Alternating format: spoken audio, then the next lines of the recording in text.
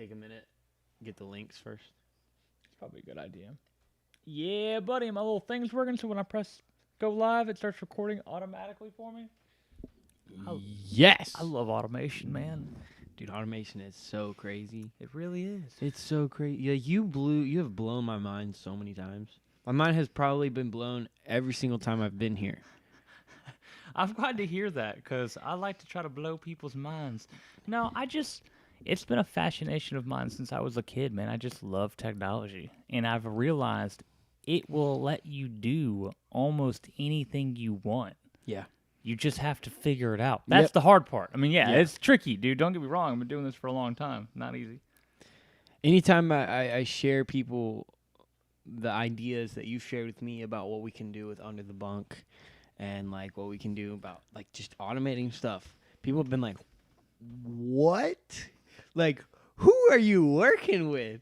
What are you up to? And I'm just like, This dude, this random dude. Yep.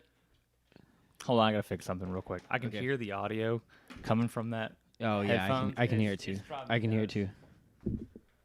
Your mic fell.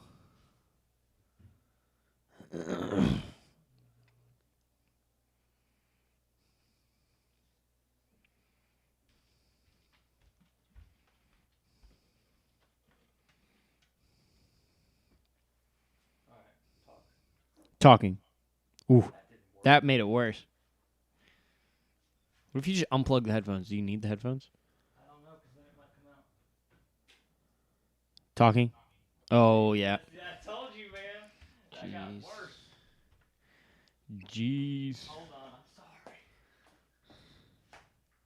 That's We're not good. what I was expecting, man. I'm just sending it out to people right now. Yeah, just send it out, man. Just send it out.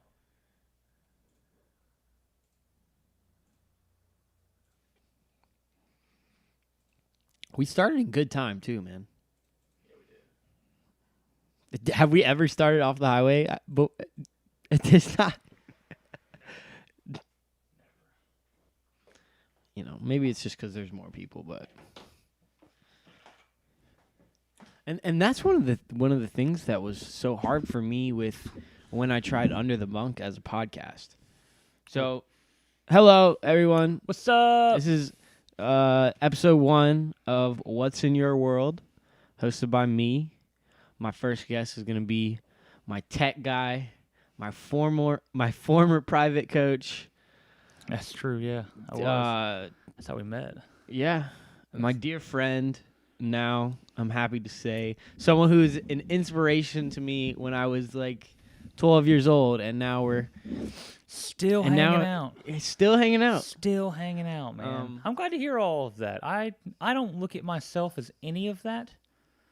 I just look at myself as some random person in life, So, like, it's weird to hear. It's honestly strange to hear anybody say that they're inspired by you in any form or fashion. 100%. That's a weird thing to me. Yeah. It's humbling in some aspect. I really like it, I like to hear that, but at the same time, I'm like, is that a good thing? Yeah. Yeah.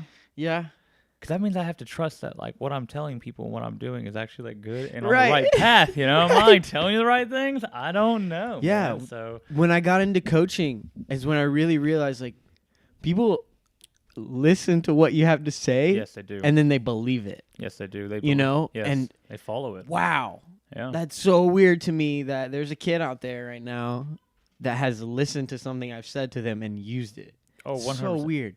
It's really strange when you have, like, the parents that will, like, call you and contact you for years later being like, the things you did, my child, are still carrying with them, Yeah. And for the most part, that's always been really good if they were to contact me years later. Right. It's never been like, hey, you ruined my child.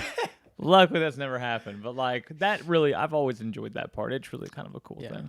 So for those of you that don't know, Chazz was a coach for, how long were you coaching youth soccer?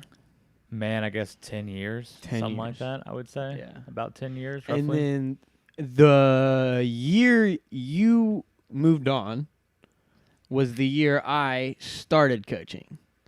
So, yeah, and Yeah, what a random. I started coaching at the place you finished coaching. Yeah, I left as you started coaching there. Yeah. Yes. Which is fascinating. Yeah. Just a whole just story cross within paths. itself, Yeah. honestly. So we have ample conversations about youth soccer, and they can range from a number of different things. Parents being a large part of that we have to deal with. I want to ask you, what is the weirdest or most memorable moment that was uncomfortable for you as a coach with a parent? With a parent? Yes. Ooh. I think the most uncomfortable, there's probably 2 parents in particular that made me very uncomfortable at times. Mm-hmm. Maybe 3, borderline 3. One of them played politics really hard. And there was this moment I remember when this new guy came into the club. He was changing shit up. Everything was kind of shifting. And that parent, I gotta learn to do this, That parent, it's really weird, and I don't want to get too deep into this without trying to go into the backstory of what was going on. Okay. But he would pull this crap where he would try to manipulate you and play you into trying to get his daughter to play more minutes, right? And your daughter sucks. Sorry. They're not good, and nor do they even want to be good or play the game. They're totally being forced into this. Yeah. And I'll never forget that he started saying these things to me one day at the soccer fields in private that were I know things that are going on with the club, and I could go tell people about it, and it could really mess some things up around here and for you and for this program. And I'm like, you're jeopardizing my job if I don't try to help your daughter get on the field, which, might I add you, I have absolutely no power to do. Right. I am merely a goalkeeper coach. I might be Right. the director of goalkeeping at the time, but that does not mean I get to be hey, you have to play this girl. Right. You can't no. go talk to a coach and be like, hey, you got to play No. her now. I had power over how the training went. Mm-hmm. That's about it, man. So you doing this to me was not a smart idea. So I ended up telling my boss, hey, I don't know what you're doing in the background, boss man, but I've got people telling me they got shit on on you. So now it's all jeopardizing my job. And we had to call him in, and dude, the way he was looking at me that day, that was just a really intense moment. It's hard to explain the intensity that builds up. And I'm young, I'm in my mid-20s. Mm-hmm. I don't know a whole lot. I'm still trying to learn. I don't want to step on his toes. I like his daughter. I think she's I still like her as a person to this day, you know? I've messaged back and forth with her random. Don't get weird, people. It's just don't get weird. That's a whole other side subject I don't even want to get into right now. Oh my god. And there are plenty of stories we've heard about. Dude, and people we've known. That's a whole other side issue. Yeah, I've been pulled aside many times by coaches or my bosses to be told you don't go down those roads. Yeah. You do not do that. Yep. In any circumstance. Anyways, I really like her. I really like the whole thing, but at the same time, don't play those games, And I've had parents that have truly chewed me out, cussed me out. Yep. Oh yeah. I've had them take me out to bars and get me drunk and then try to manipulate me that night. What? I've had some really weird Whoa, shit. whoa, Oh whoa, yeah, man. whoa, When you whoa. go on these tournaments with these parents, and you're out there all right, so you have a 9 p.m. curfew for all the kids, Sure. right? And there's 100 girls that are all in this in this program with Yeah. you. I worked in an all girls program for this one. And so you have 200 parents technically, but they're not all with you at the time. Right. Only a certain amount of them are really with you, and at that point, there's a bunch of them that go to all of them. They go to all the tournaments. They're the rich parents. They've got the money. They got the time. They're going to put the money and the time and the effort into it. So they're going to take you out. They're going to buy you drinks. They're going to be playing nice. Yeah. I remember Joel he's the best soccer mentor I've ever had in my life. Love him to death. I mean, I cannot even stress this Does he enough. know about this right now? You know what? I did not text him. I'll text him here in just a second, right. let him know. And I'll never forget him reminding me, they're going to act like your best friend. Mm-hmm. And they're going to make you feel like they're your best friend. Yeah. Do not let them think that they are your best friend, because that's when things start to go down a really dark road. And I didn't really understand this until you get taken out and you get drunk with them and you're partying with them, and day in and day out, week after week, month after month, year after year, it gets intense at times when they start trying to make moves on what the grander plan is. and then you start realizing what's going on. Parents are the worst thing to ever happen to youth soccer. I hope to never be like any of you guys that I'm talking about because it scares the crap out of me. And I really believe that I got out of youth soccer because of the politics and the parents, not the kids by any means. Yeah. You know? Yeah, and I totally hear what you're saying because the kids are the only reason I still coach. I'm gonna text them. I've seen, I've heard so many horror stories. I've heard, and I've seen, and then I got into it, and then it really made sense, that there are some parents out there that will say, do whatever they feel necessary to get what they think they deserve. Not because it's not even about the kid anymore. No, it's not. It's about what they want to see. Well, not what the kid deserves. And it's like a lot of coaches have said, they're trying to live through their child most of the time. And it's tough. And most of them, truth be told, in all my experience of dealing with parents, it's the parents that never were good at sports growing up, and you know it, that are the ones that are the most problem. It's not the parents of the ones that are actually great athletes growing up. You never see a professional athlete with a child acting like this crap. Yeah. They're the ones that come up to you and they're like, hey, whatever you need, coach. Yeah. You just tell my kid to do it, and that's what will be done. Yep. End of story. There's no story. questioning about it. You know why? Because they're a professional athlete. And they knew what it took. They understand what it takes to get there. Yeah. And that really parents are like the worst enemy in this whole process.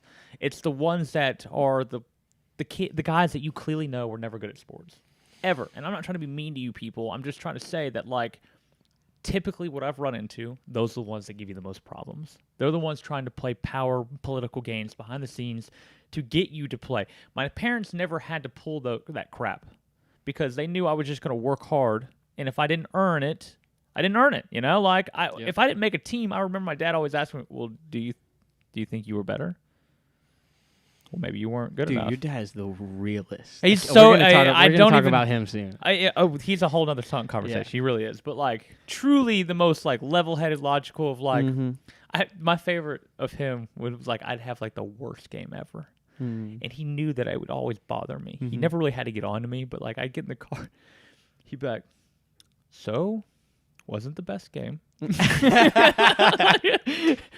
What'd your coaches say? And that was like it, that was the extent of it. He didn't really care after that. God. That was really it, man. That shit used to make me laugh all the time. Now that I'm an adult myself, like I appreciate my parents and the way they acted about things because they were not like any of this. Yeah. I got parents that are texting their kids everything they do wrong during the game. Like that. I have parents that are talking to their kid while they're playing. Yeah, that and getting on to them, and then the daughter's like, get out my face, like be quiet, and then don't you look, and then it becomes like a house argument on the field while this girl's playing. Oh, it's so and crazy. It's like, oh my, come on, let them play, let them learn. That's what they're here for. Do you go to school and stand in the classroom with them and tell them how to do things and scream at them? Like, would you do that? No, you wouldn't. But you've been given this privilege to sit on a sideline and watch your child, and you feel like you can say whatever you want because you pay this group money. It drives me nuts, man, and it's truly a drain. Yeah. And again, like we talked about this with the way that Tristan's doing it at Birmingham Futsal. I mean, he's taking it to the next level. There are no parents allowed in training. That's more. Parents are only allowed 10 minutes before the game starts. Like when we were doing these games this weekend, they're only allowed 10 minutes before the game starts. So they can't like be around while they're warming up, And that's really the way it should be. Yep. I know a lot of other big time clubs don't let parents near any of this crap. And I didn't see a single parent this weekend like go up over and beyond, because I guess maybe it's an enclosed space. There's not as many as people there, so it's not very loud. It's not like they want to. There's music playing too. Yeah. Yeah. No, 100%. I don't know.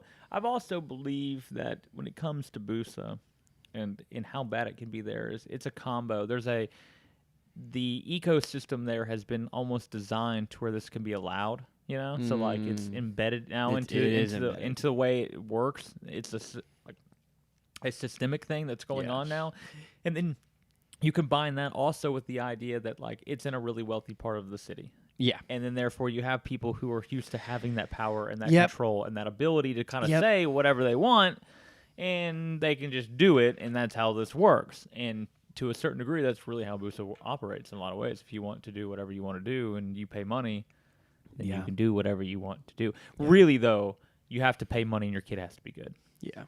If your kid's good, like truly talented, and you're paying a lot of money into that place, you are a king. Mm-hmm. You're king. You do whatever you want.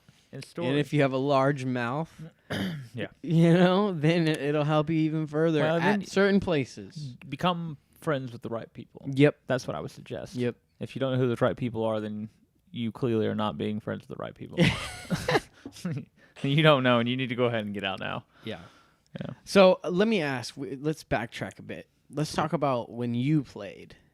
Oh, shit. So tell me what it was like for you going from, you know, playing club growing up, and then you get to high school, and then you have another form of soccer that you're playing, and then how ODP did it progress? Back then was actually really good. Oh, right. I did ODP as well. ODP digressed when the DA, and it was already digressing when I came through. Don't get me wrong.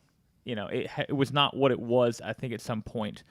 And then the DA and the ECNL and all of that came around, and pretty much that was the end of ODP after that. Yeah. It was the region team, and if you weren't on the region team, I was very lucky in my days to get there. Yes, but you were. Unless, like my first year doing ODP, it was just a waste of money. See, it was the second year. For me, it was a waste. And then I didn't go back until I was in high school. Yeah. And then in my junior and senior year, I was there. But, that's fair. But so did you do ODP year round? No. So I guess let's just start at the beginning. I was a field player to start off with. That's what I always did. In the story, I played all over the field. I was actually like, it's funny that I don't have a really good relationship with the guy now, but like back in the day, my nickname was Beautiful Balls Romeo, because I had an ability to get that ball crossed in or placed right where I wanted on the move from the stop on a dime. I had most assists on the team consistently season after season. Interesting. And it wasn't until, and this is back when there was like classic soccer. Yeah. That was what it was called. It wasn't like DA or anything like that. It was just classic Premier Soccer or whatever. And that was like the top level. And I remember I was playing for Vestavia at the time. I was in 6th grade, and we were playing Mountain Brook. We were beating them like 5-0, and we were playing Brookwood Forest. And I never thought in a million years I'd ever move to another club. Vestavia was the club. We were 2 teams. There was a white and a black team. Okay. And the next year they were going to merge the 2 teams into one, and they were going to like kick off and make an A and a B team. They were like strictly we're making an A and a B team. And this is where Brower was the coach over at Vestavia, and he just came in that year to be our coach. And I'll never forget that year. Like, a lot of crap just went down. And that we were playing that game. It was 5-0. He was like, hey, let's just put Chazz in the game as a goalkeeper. This will be hilarious. And I was like, yeah, whatever. I've never played goalkeeper before. Sure. So I jump in there and, like, actually did all right. Okay. And I was, like, making couple saves and, like, doing everything I needed to do. And he laughed, and we got shifted around. We got kind of recruited. He got recruited by Rob Walker over to Mountain Brook. That was when Rob Walker got called into Mountain Brook. They were like, we need someone big time to come in, revamp this club. We want to be bigger. Okay. And so he came in. He started calling in coaches. He called over Brower. Brower then called a core of us from Vestavia, then moved over to Mountain Brook with him, and we kind of formed this Mountain Brook team that ended up becoming the Mountain Brook team that, like, dude, we dominated, man. We were freaking good at one point. And then I think that's really what formed to become Busa, because we were really growing and building. And what Rob Walker built at Mountain Brook was just unbelievable. And then what John Markey was building over at the Jets, the American Jets, was phenomenal. Yeah. And they merged these two, and essentially that's what became the powerhouse Busa. So it was mergers on mergers on mergers. That's it. Yes. And it's still like that. Still like Hoover that. and Vestavia just now. Still to this day. Wow. That's like the whole thing. So like that, it was that year that I ended up going over to Mountain Brook, I should say, at the time, that I remember Brower telling me, hey, we don't have a goalkeeper. Pearson, our goalkeeper at the time, just moved down to Mobile, and we need a new goalkeeper. You might be all right. You and Chase Zanatti Wow. are going to be the new goalkeepers. Mm-hmm. And it just shifted into just me being the goalkeeper. And that's when I met Rob Walker. And that's when Rob Walker then trained me for like 4 or 5 years straight. And for people who don't understand who Rob Walker is, he was the U.S. national team goalkeeper coach for a while. He helped write the curriculum for the national program for goalkeeping. He's Casey Keller's stepfather, and also trained Casey Keller all the way up from the bottom to the top. He took him to the national program, and then I'm pretty sure that's when he became a national staff coach, and kind of took over from there. The amount, I mean, he's coached like Hope Solo and stuff. Like the amount of people the disciples of Rob Walker are phenomenal, you know. And I feel it in myself because when I go and I train with other goalkeepers in my lifetime, or I've trained with other coaches, there's a level of difference. Mm-hmm. He's very particular. He sees the little things that other coaches aren't looking for. He always had the talent to me of striking a ball at me, but also being able to see exactly when I moved and how I moved. No, you didn't take that right foot plant. You know, you didn't step with the right foot out forward. You stepped sideways, or you went backwards, or you didn't step enough, or you didn't do this, you know, or it just, you stepped with the wrong foot. The things that he would see, you didn't lead with your hands, you know, you went with your bottom hand instead of your top hand. How did you know that? You struck the ball, you know, like you had to hit the ball there. And you still saw how I was planting my foot properly. Wow. The amount of detail that goes into the man is remarkable. And you understand, like, I was a talented goalkeeper, and he made me that way. Yeah. There was a level of, like, I remember I'd come home, I'd get in the car, and I'd be bleeding. There's another story about my dad. I'd be literally bleeding from where Rob and Remy. Remy is actually he was the goalkeeper coach up at the New England. I think Remy trained me. I think he probably did. Bald guy, intense as shit, man. He was so intense. I was catch the ball, Chazzy! That's all I ever remember hearing him say. I was 10 years old when he was training me. He was intense. It was my favorite. He would strike the ball as hard as he could at me at like 12 years old. And then he'd be like, catch the ball, Chazzy! Catch the ball! And I'm like, I'm 12, dude. You're kicking like a 90-hour ball at me. I've been a goalkeeper for like a year. This is crazy. Anyways, those two guys, they would like literally, I'd be bleeding. Oh, my Lord, dude. I was hearing some crazy stuff going on upstairs. Sorry, my wife is giving my daughter a bath upstairs. And I was hearing some nutty stuff. Anyways. They would just like literally like beat me down, man. Like, because the ball it's like almost a rule now. I feel like you strike the ball at a kid's face now. All right, when they're at that level, because there's a natural reaction to put your hands there and want to catch it and put your hands behind the ball. There's actual like things behind that. That's not just something you do as cruel like punishment. Right. But ultimately, you know, ball goes through my hands. I get hit in the face. That's actually good because it doesn't go in the goal. So there's benefits to that, but you bleed a lot. I get in the car and my dad would be like, looks like you had a good workout today. You know, like that would be the end of that, you know? Like, good job, you know? Dude, your dad's one-liners. Oh, dude. It just... And I grew up, I think my dad he'll be the first one to tell you he wanted me to be a goalkeeper. And he always thought I should be a goalkeeper. And the reason why I always thought that was because, first off, I had 2 older brothers that beat the crap out of me all the time. Mm-hmm. And then they would just put me in a goal in the backyard because they played soccer. And they would just hammer the ball in as hard as they could. You know, and they'd just be like, yeah, stay there. And just keep whamming it away. And he'd be like, he'd be like, I'd watch you and you wouldn't run away. You'd try to stop him. You would like jump in front of these things, you know? He's like, so I just had a feeling you were going to be a goalkeeper one day. And I think that was the position I was meant to be, you know. Interesting. I played every position on the field at a high level at some point. Mm-hmm. And goalkeeping makes sense. I don't get it. And I think the way Rob trained it into me and beat it into my head, it just made sense, you know. And like the longer you go through it, I also think that Brower put us in a lot of like, you know, for years we were in too hard of leagues and too hard of tournaments, and we were playing in the A divisions and the Gold Cups and the Platinum Cups when we shouldn't have been, you know? Like, we clearly weren't good enough.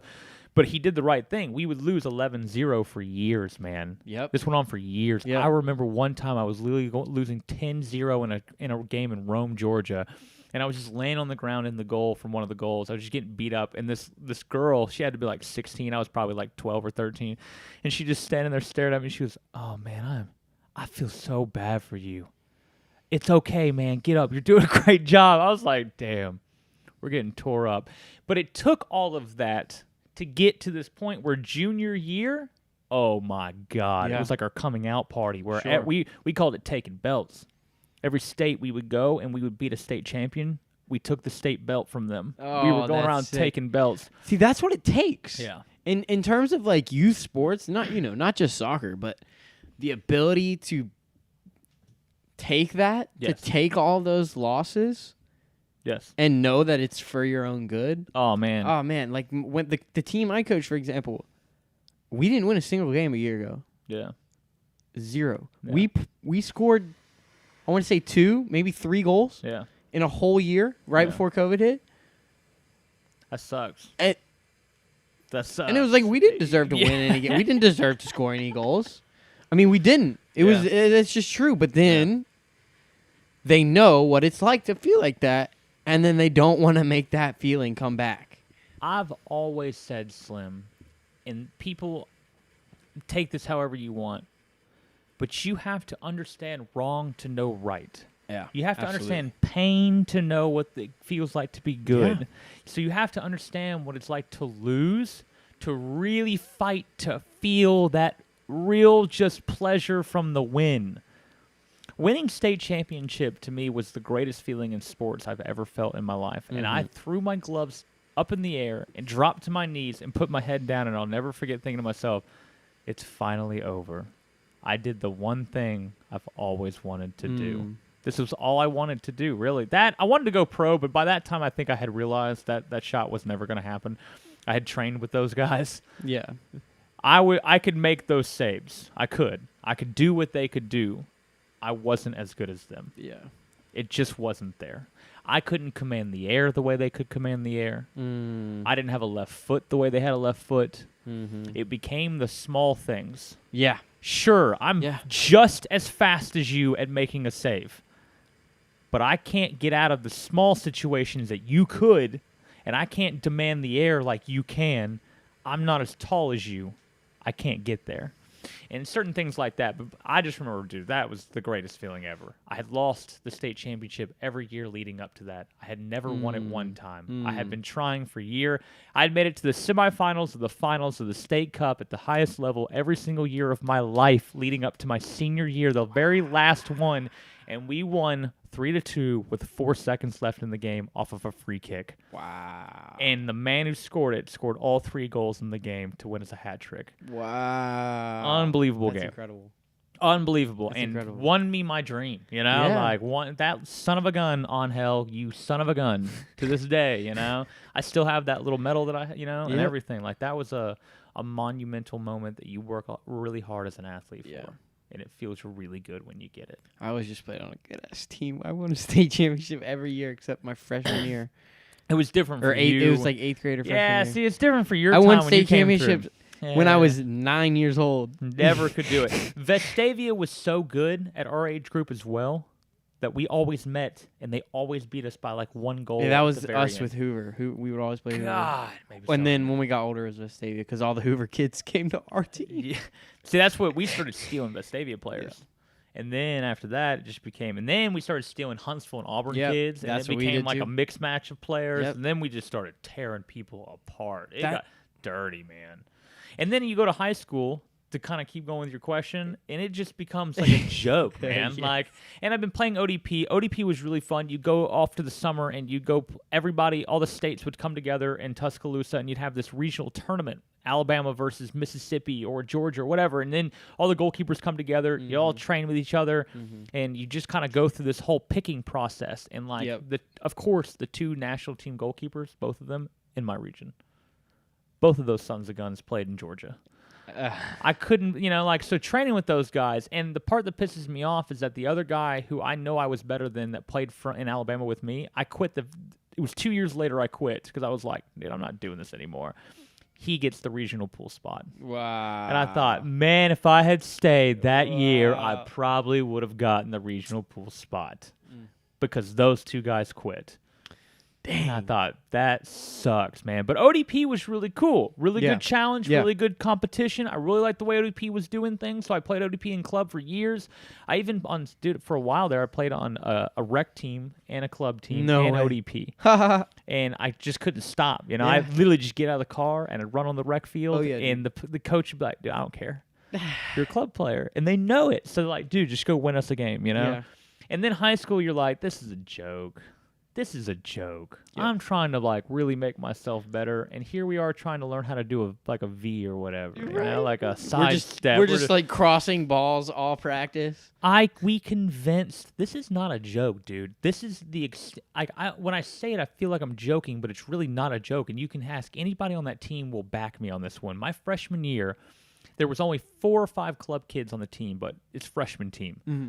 We were dominating kids. It was unbelievable. We had 1 kid at forward, 2 at midfielder, 1 at defense, and me in the goal. And that was it. Game over, dude. Yeah. No one could beat us. No. So we convinced the coach. We were like, hey, Coach Coach Phillips, man, if we win every game, for every game we win, we can do whatever we want during practice. Whatever we want. We're going to play World Cup every game, every practice. We're already telling you this. He's like, Chazz, you win every game, you can do whatever you want. We didn't lose a single game that year. I got 4 goals scored on me that year, all 4 of which were my own club teammates that were playing on freshman teams for like Oak Mountain and stuff like that. And we didn't lose a game all year. And we just played World Cup every practice. That's all we did all practice, dude. It was the most fun I'd ever had. Hilarious. But like, that's what I'm doing as a freshman in high school. Yeah. At the level I was at, I shouldn't have been playing World Cup every practice.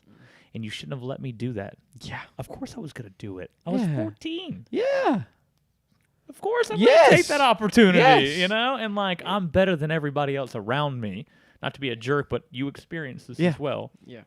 And you just know, like, I should be on the JV or the varsity team at this point. But well, I mean, I was never on JV or see, there was too many. I made varsity. There was too many, year. dude. It was like our because you went to a way bigger high school. Our teams were so good that the freshman team would compete against the JV team, who was competing against the varsity team. There was no clear winner. And even my sophomore year, when I played straight JV, we beat the varsity team 2-1. And the coach had to call the game in the middle of it because he was like, "It's about to get worse. I better just go ahead and call this game." Oh my gosh. Because it's the 6-man rule that really screwed us. Yeah. For people who don't know the 6-man rule, you can only have 6 people from one club team play for one high school team. And we had 12 kids on this team. We had 6 from Vestavia Club and 6 from Mountain Brook Club came together for the JV team. And we were coached by a really good coach. He was like a club coach that one year. And we talked the varsity coach into letting us play against him. And he was like, "Yeah, we're varsity. We'll beat these guys." Oh, man, we put a shellacking on that team. I played on the field that game and was just tearing people up, dude. Wow. Because the class above us, it was 2 years above us, I'm pretty sure. They were just terrible. They were awful. So, like, we just had to weed those guys out. Yeah. But the year above them and every year after them was just phenomenal. Uh-huh. But when they got to that senior level and they all played varsity, no one could get him out because that's just the way the coach was. He was a football guy and blah, blah, blah. Yep. Anyways, that was a joke. I quit high school. I couldn't deal with that crap anymore. I loved the game at a high level. Yep. And I missed it at that high level. You get hacked at that low level. You get slide tackled. You get hit all over the place. There's no... It's going to sound snobby, but there's no elegance to the game anymore. You lose the art of the game. And then you end up playing down to that level. Yes. And you don't improve. And I hated it. I hated it. Yeah. That's why you need to come play futsal with me, bro. Hey, man. It's a high level. If I wasn't so busy in my life, I would do this, but it's hard to make time, Like, oh, yeah, dude, I get it. Time management I get it, is tricky. It really is. I've got 5 things to do on my plate every day. Yes. Everything I'm thinking about right now in my head, I'm like, God damn it. I got to do that next. I'm falling so far behind. Which brings me to the question, so your work, right? You tell me what you do exactly. What is your job title, and then what does it entail? I'm a mobile Android developer. Okay. Or I'm a mobile developer now at this point. And what that means is that I just write code to build apps. and specifically mainly for the Android team at our company. Okay. So McLeod is a trucking and transportation company. So we write software for the trucking and transportation industry. So if you're a trucking company, then we have, and they started in '85. All right. Okay. So they used to build, and they still do. It's our main money maker. It's called Loadmaster, and it's just a piece of software that trucking companies use in their computer system at their company to run the whole thing. An order arrives from an outside person who's wanting to have like something shipped or whatever, and then you want to dispatch this out to a driver, and you want to make sure it was delivered, and you want to get paid, and you want to do the taxes on it, and you want to do invoices and payroll, and name it. The software runs your business, man. Wow. That is what Loadmaster does. That's pretty cool. So what we did about 10 years ago, now I've only been working there for 2 years, but they built an app to then extend that functionality to the phone, but then we can also do something else that no one else can do on the desktop side, and that's get in the hands of a driver. Because you have to be at work on a computer to get into the Loadmaster software. But now we can, hey, here's the driver, and here's what they can see about the load, and they can pick up loads, and they can take new loads, and they can see where to go. Like Uber Eats for It's trucks. crazy. I don't want to talk about all the stuff behind the scenes in the sense of like where I think the industry is end up going and long term, but it's very interesting. I've learned we've deemed an essential business since COVID hit because we are the ones who are having to help support these trucking companies because they run off of our software. Wow. So we get paid a lot of money to make sure that nothing goes down for them. That's not a good situation. Yeah. So like we've been deemed a necessity, and we're not going anywhere. We have like 1,000 customers, man. It's insane, dude. We're like the largest 1,000 customers being companies. Wow. Nationwide. And when you see like the heat map of our drivers, it's like My cousin works for a transportation company in Atlanta. That's based out of Atlanta. it might be a partner of ours. It's very possible. I'll have to ask him about it. You'll That's even see fascinating. on the back of like semi trucks. Yeah. Now you'll The see ma- McLeod yeah. M-powered McLeod. When I saw your Yeah. your badge, I was like, that logo is awfully familiar. Yeah, it's because you'll see it on the interstate all the time. That's crazy. Yeah, it's crazy, That's man. crazy. And they're like secretly like the largest trucking and transportation software company. Where is it based? Like Here in Birmingham. My No office is like kidding. a couple. I pee next to the CEO, owner, and founder, Tom McLeod, or I did when I was in the building, like every day. Hey, Tom. where is it? really is the cool office guy. downtown? They were off of Acton Road in 459. They were off of 459 and Acton Road, right where that like, McDonald's is, Yeah.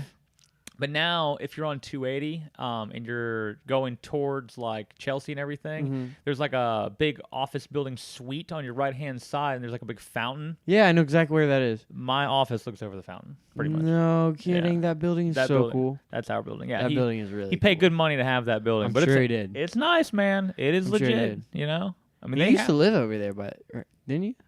No. I used to live over there. Oh, I no, lived that's- downtown. That's right. For a while. That's right. I did live over by the Acton Road location for a Okay. little bit Okay. off of Rocky Ridge or Oh whatever. yeah. Yeah. I went there. Yeah. But yeah, now we're all remote and everything. So, but that's pretty much what I do is I write software for the apps, for the phone, for the Android phone, a little bit for the iOS, and I do some desktop and stuff. But mainly, all people really need to worry about is I do the Android development. With your knowledge in this area and coding stuff like that, is that what you would say led you to become interested in cryptocurrency, or was it something else? There's no question that, I think that cryptocurrency was like an evolution of my programming. I knew years ago, I'll never forget sitting in college at my computer all the time thinking, I'm being limited right now by my own knowledge. I want to do all these things that I cannot do.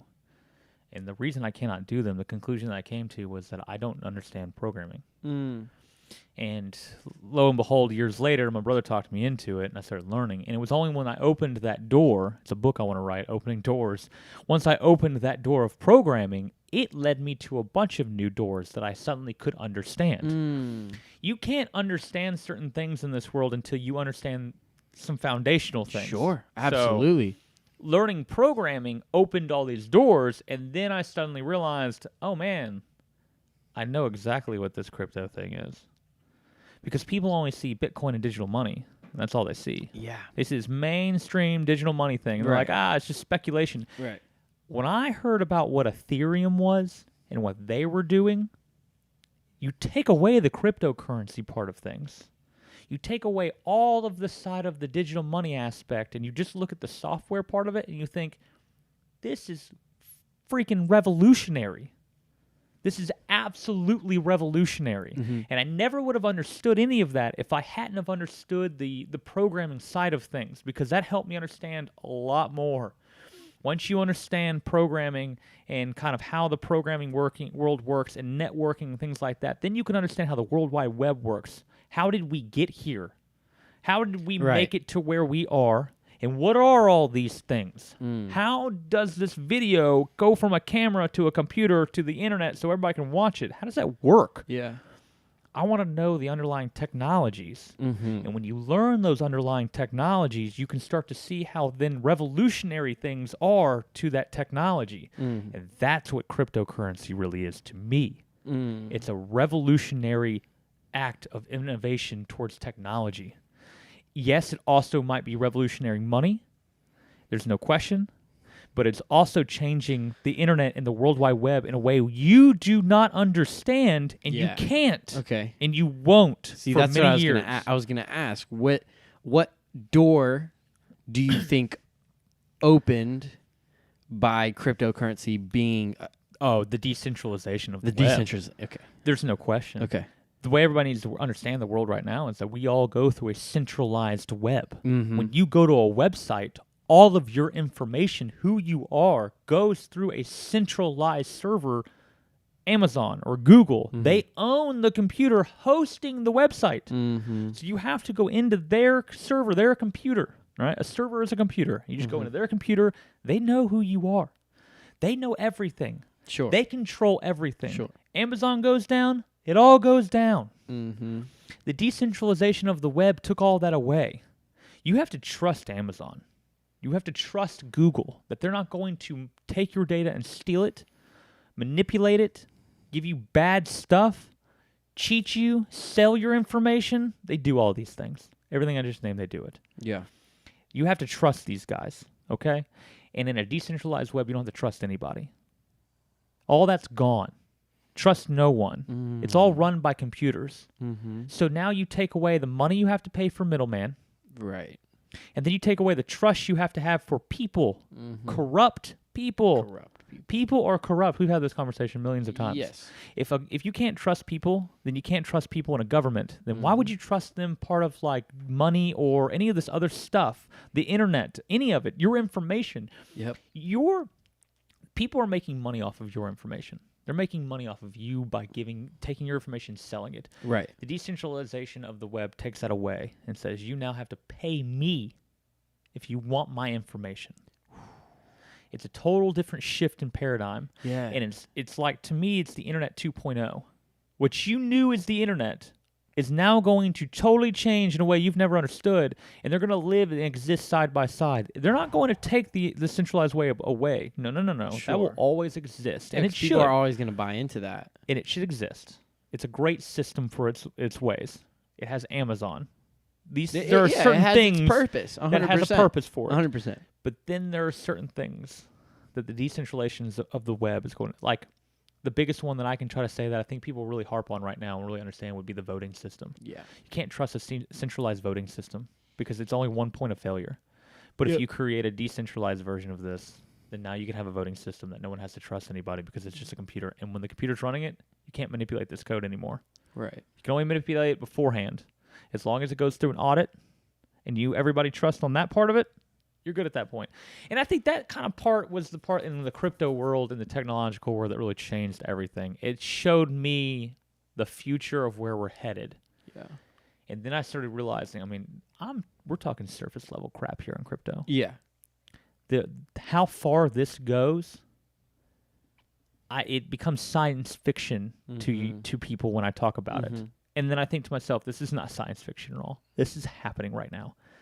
You just don't know it because it's such, Amazon was only a bookstore. That's all it was. Now look at what it is. The internet was just a couple of websites that you could click on. What do you think of the internet now? It's a whole different ball game now. That's what crypto is. Crypto is at the infancy of its whole innovation, its whole world. The infancy. Because it's not just Bitcoin. No, Bitcoin is just It's mere Ripple. an archaic tech of what's really going on. Right. It's just the mainstream. Oof. But really, Bitcoin's not even cool to me. Yeah, we've talked about this. Yeah.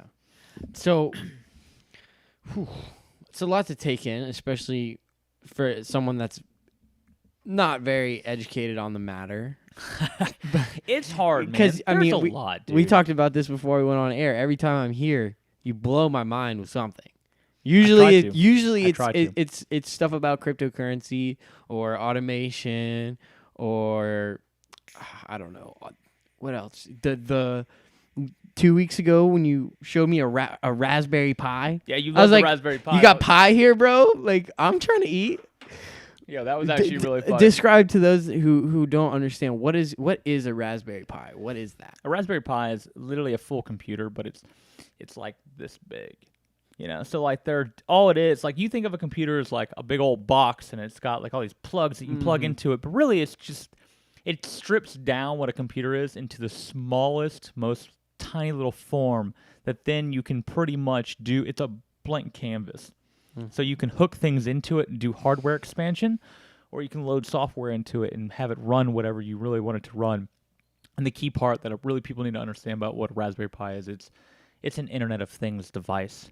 So a smart device. You have a camera, you have a smart camera, you have like a camera in your home that's monitoring things. It's really just a Raspberry Pi. I mean, it's not technically, but it's the same foundational idea that a Raspberry Pi is really just a small computer that you can manipulate to do whatever you want. But they're so small that you can build things out of them, like cameras and like smart technology, thermostats, and all kinds of just motion detectors. I mean, just name it. Motors. People do like drones with them and whatever you want, man. Yeah, because if you walk in the studio right now, there's probably like seven Raspberry Pis doing something. Yeah, for Chazz. I've got 3 right now, just monitoring stuff. They're just webcams that I just can access and look at stuff, you know. And then there's a bunch of other stuff. I got one that you can plug into a computer and you can pretty much take over that computer now because it's like a USB and it just plugs right on in. Show me that one. And then you can connect in. There's like middleman attacks. Have you ever heard of that? You ever heard of a middleman attack? Yeah, middleman attack is like you go into like an airport. I'll try to keep this brief. You go into an airport and you see like, oh, public Wi-Fi, cool. And you click connect. That really could be my little Raspberry Pi that's taking in the public internet and then distribute it back out to everybody. And then you connect to me. I give you real internet, but now I'm monitoring and looking at everything you do. And I might be able to just connect into your computer at this point because you just gave me all your passwords. Thank you. So you're connecting to the public Wi-Fi and everything's fine for you, but you are going through a middleman to get there that I set up. And all I said was coffee shop. As my, you know what? That's okay. So I was at. You would never know. I was out coaching in Decatur, week before Thanksgiving, and I was trying to sign on the Wi-Fi on my computer, and it took me to. So I had clicked the Wi-Fi, said it was free, and then a screen pops up. It's like I had to type in my room number and stuff like that. Yeah. Could that be what you're talking about? Could be. Right, because I could understand that this was an unsecure. Most of the time, they won't give you like a login message at the beginning. Okay, it pops up something and it's like, "Hey, prove or give me this or your room number or something like that." Typically, they just like are public Wi-Fi's. And they I wasn't saying that I didn't. No, but. Look, these guys get sophisticated, all right? And yes, absolutely. Things could pop up and say, like, log into this Starbucks website, you know? Right. And you're like, oh, yeah, Starbucks. But if you go look at the top link, it's like, Ajira, Abibubu, dot, la, la, la. You know, like, I'm just naming random stuff, dude. It's just you don't even know, man. And people get caught with this all the time. My brother has caught with, wow, I cannot talk. He's been caught by this before because you click on like suspicious activity on your Google account, but you didn't realize that it was like Google with 3 O's instead of 2 O's, no. And now you just click this verify your stuff, and then next thing you know, all your stuff's been locked up, and you owe a fine in Bitcoin to have it all unlocked. That's called ransomware. I got a email the other day, and it was like, we know like this and da da da da da. You have to send us $1,500, Do they actually have anything? Where else we blah blah blah. I just didn't respond to it. Well, I mean, if Come take my stuff if you want, but I'm not responding to your threat. That's hilarious. And you know, it was like late at night when I was checking my email, and I was like, oh, when I first read, I was like, oh my god, yes, like they know something, yes. you know. But you know, happens all the time, man. Yeah, my parents call me all the time. They're like, I just got a call from Apple, and that's where I stop you right there. Just stop. Apple's not gonna call you. Apple doesn't call people. They don't do that. So if you get called by Apple and you haven't asked for it, you haven't specifically been like, I need you to call me at this time, they don't call you. This is automatically a scam. Mm-hmm. So I'm like, Dad, I'm just going to stop you right there. You got scammed. Please tell me you didn't give them any information. He's like, no, I actually told him I was going to hang up and call you first. I was like, thank you, God. That was a smart move. I had one of them call me like a week ago or whatever, and he was like, yes, your iCloud account has been hacked, and we can help you. I was like, oh, well, thank God you called. He's like, well, then what should I do? And he was like, well, I can help you. And I was like, well, how are you going to help me? Right. And I swear to God, he said something like, I'm going to help like your mom get out of the house or something. And I was like, okay. I just stopped him. I was like, man, how did your little hacking team give you this job? Because you're awful at it. You are terrible. I was like, here's really a good one. Why don't you call Apple? It's totally free, I promise you. And just listen to how they handle a conversation like this.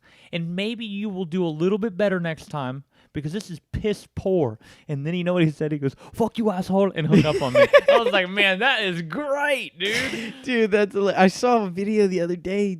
It was this guy who hacks hackers, right? Yeah, a white hat hacker.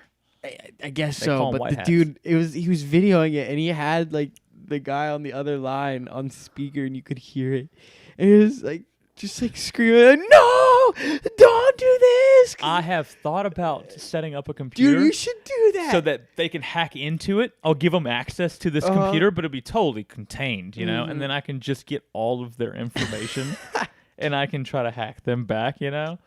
I will say, true story, man. I like run my own little server here that you obviously have seen.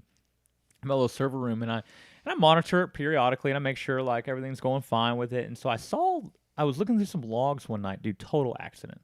I'm not even kidding. I was just bored one night looking through logs on my server. Like, how random and nerdy am I? Just looking through logs on a server, right? No reasoning for why I'm doing this.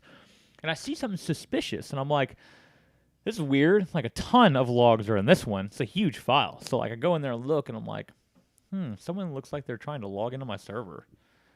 And then I realize, oh, my God, this has been going on for 3 days. There's thousands and thousands of attempts to get into my server. Then I start looking deeper into it. Where are the IPs coming from? Because I'm logging all the IPs that are coming into my server.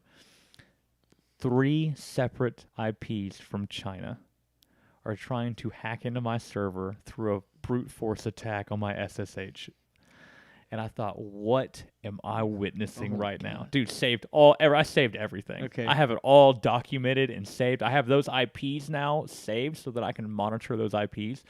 But I mean, I have all this situated and fixed now, and all this is blocked, and they can't do that crap again. But I thought, whoa, this is weird and eerie, you know? Like, I'm just sitting here, and for days, I've got these 3 servers trying to hack into my computer. We're talking, you should see the list of username and password attempts they tried. I mean, it was thousands, dude. They had a list of passwords and usernames to go through, and they were just pinging my server one after another, trying to make one work until it's called a brute force attack. Try every combo until you get one right. And they had 3 of them trying to do it. I bet they had a Raspberry Pi automating. Actually, I would bet you not, and I'll tell you why. It was too powerful. This was a good attack. A Raspberry Pi can't ping my server that fast. This one was pinging it with some speed. This one was stronger than a Raspberry Pi. I just don't know anything other than that. I blocked the IPs. How would they like find you to? You're getting into the digital world now, and I've done some of this myself. You can go out, it's called in-mapping, and you can go out and you can try to scan IP addresses out in the web and find for open ports. And if you find an open port, that means that you may understand. So there's what we call as an SSH port, a secure shell host port, and it's everybody knows what it is, 22. So unless you specifically change that port number on your networking, which I have done now, so mine's not 22 anymore, but as default, every computer that has activated SSH, by default, 22 is your port. So if you know makes this, 22 special? Anything under like 100 or 1,000, I think it's under 1,000, is like system porting. There's like 100,000 ports. When a connection comes into a computer, you can't just go through one. Think of it like a bay that ships come into for a port. Okay. All right. You have 100 ships. You've got one dock. You can't have every ship go to that one dock, right? Okay. So think of ports as a dock, and you've got 100,000 ports. So now you can have 100,000 boats arrive into the port, into each one of these ports, into the whole bay. You see what I'm saying? Like, more ports you have, more connections that can come in. So the normal is just you have 22 ports. No, the normal is you've got 100,000. But 22 is reserved for this SSH service to run. Okay. And if you know that, if you know SSH is run, and people like to run this on servers, it's a very common thing to run. It's very old and very common. And if you know people like to run that, then you'll know generally, if you're not smart, then you'll have it running on 22, on open port 22, which means you can go out and start scanning IPs for open ports that are 22. And when you find one, boom, now I can start brute force attacking that one to try to get into their server. So yours was at 22. Mine was open. I had just installed a gateway, for what people understand as a gateway. It's like a firewall that you can custom build in for your network. And at the time, I just opened up port 22, and it was just like a couple of weeks that I had it open that way to do some work on it or whatever, and I just hadn't gotten around to changing that number yet to find someone had mapped me, seen that I had kept that port open, and tried to nab me for it. It's a game, dude. There's a war. There is a digital war going on out there. And people don't really want to understand this war, but it's truly going on out there. And there's an article I'm going to send you, Slim, of the greatest attack known to man so far on computers. And one man has been claimed to have saved us all from a disaster that could have brought down the entire global computer system. It was a bug that got released that was going rampant on the systems. And one guy figured out how to stop it. Is this what Y2K was supposed to be? No, this was like a couple years ago. Oh. This was intense, and no one talks about it. The article that I read, it was entitled of like, the man everybody has no clue saved your life, kind of a thing. Like, you have no idea this all went on, but this dude totally saved us all from a looming disaster. There's a digital war going on. It's being fought right now. But you're just not seeing it, and you're not part of it. The global internet it's a vast world, man. Yeah. People need to think about the internet and the digital world like our own universe. And we're just one website. Our planet is just one little website. And that's really what the digital world is like. Ready Player One is on the horizon. It's being built right now. I can show you. I can prove it to you. There's VR worlds right now that you can go into. They're just rudimentary because we're not there yet. That all's happening, man. Ready Player One is coming. God, you're freaking me out, man. But continue. And I'll tell you one thing that Ready Player One got wrong, though. There will be no suits. You won't wear body suits. You put a little dot on the side of your skull or something. It will then... Your brain sends out electrical signals. It's a computer. That's all it is. Right. If we understand how to tap into that, which we already do because you can already control things with your brain wirelessly, then you'll just be able to have something take over your brain and visually take over. And then you'll just be in this world. Neuralink, dude. Elon Musk is already putting this shit into people's brains. I want to stay here, man. I like life. You're going to be forced out of it. If you live long enough, because you will be so dumb. They'll kill me for it. You'll die before this happens. Yeah, they're gonna kill me before that. There'll be a point, man, where you either advance with technology and get it put into your brain, or you're going to be left behind. You'll be dumb. Think about the people today who won't learn how to use a computer. You're like, that person's so stupid. It's the same thing as like 100 years from now. Someone will be like, that dude won't put a chip in his brain. Moron. welcome to it, dude. Just 100 years later, it's the same shit, new day. I love technology, man. See, I'm glad I'm doing this show because I'm facing my fears. Yeah, dude, you got to, man. I'm facing the fear of being here in front of a camera and like people watching me, and then also learning scary stuff I've been scared of my whole life. My whole life I've been scared of computers and their power because I know, they're powerful, man. It's more powerful than I could ever fathom, right? But at the end of the day as well, it's our future, and it's just what's gonna happen. I can't control it. Why am I gonna be scared of something I can't control? Exactly. Look, man, you can fight it all day. Yeah. It ain't gonna help you. Nope. Join the ride. That's why I eventually learned I better just learn this now that's before exactly it's it. too late, and then I am left behind. That's exactly it. So I just want to learn. I want to keep up with the game, man. And that's why you're here, Chazz. I'm just trying to. to. You're teaching me. Hey, you teach me, man. We That's teach each other. That's what this show is about. That's what this channel's about. I am here as the host to simply just ask you things so that I can learn more, and so that you, the guest, or you, the viewer, can witness and learn from, because knowledge is always going to be powerful, it's infinite. And the more the more I do the show, hopefully the more I can learn from all these awesome guests I've got coming on. Chazz will be a frequent. I'm going to be that returning guest all the time. You as well on my show, though. Right. So. Right. That's really normal. But yeah, so guys, this has been an absolute pleasure. Chazz, it was fun, man. Are we done here? Are we quitting up now? Yeah. I don't want to leave him too long. This is take 1. This is episode 1. Dude, I agree 100%, man. I asked you the things I wanted to know a little more about. My mind got blown a few more times than I would have thought. I need to do some studying up and really blow your mind next time. Perfect. That's what we're here for. I didn't go far enough. That's what we're here for. Next time we'll talk about how there can be AI living creatures on the Ethereum network and crypto world. What? That can exist off by their own living. We can't control them. They do their own living off in the world. I'm gonna have no hair in the back of my head from you making me scratch my head. Yo, sometimes I read these comments on Reddit and like they blow my mind because these people just do this to me where they're like, "Hey, I had this thought in my sleep. Boom, here it is," and I'm like, "Oh my god, dude!" That's why TikTok has gotten dangerous for me, man. The algorithms know, so like it'll be 3 a.m. I'll get on TikTok.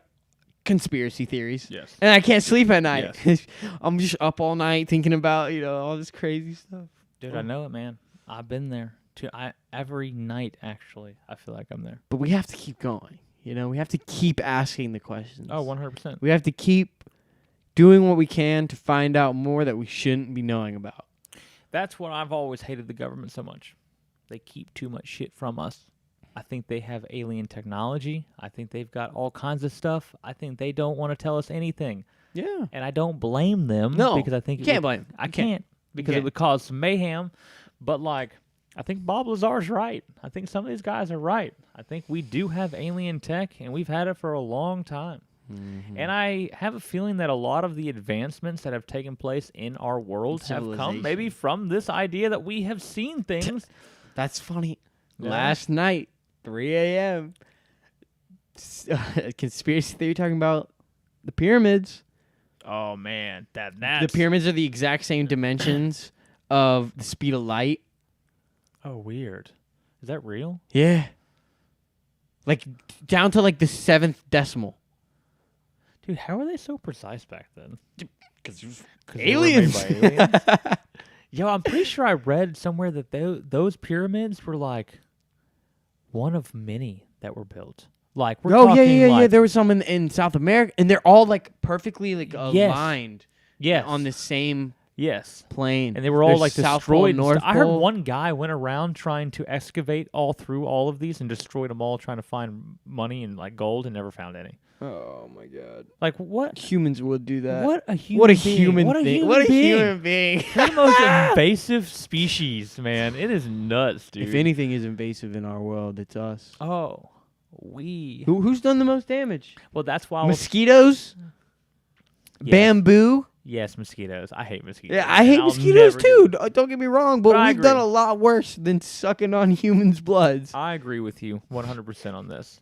That's why I want to get into politics and Green New Deal and Next stuff time. like that. Energy Next time, get ready. And that's one of those things where I'll say we are a small force to Mother Nature. Mm-hmm. So if Mother Nature wants to fight, we are fucked. Yeah. Yeah. We are some dead humans, man. You don't mess with Mother Nature. Mother Nature messes with you. And that's just how that works, and we all have to live by it. Yep. You know? I'll leave that for there because I don't want to get too. We'll go off on rabbit holes, man. Yeah. You know how I talk about this crap. Yeah. I want. Yeah, we'll do another one before the end of the month Okay. because we'll be releasing. This will be on the internet very soon. So if you're watching this right now, it's probably on the internet. It's probably. I'm about to blow your mind. It might be on the internet right now. Oh no! Oh! We'll leave you there. Peace, everybody. Thank you for See joining ya. us. What's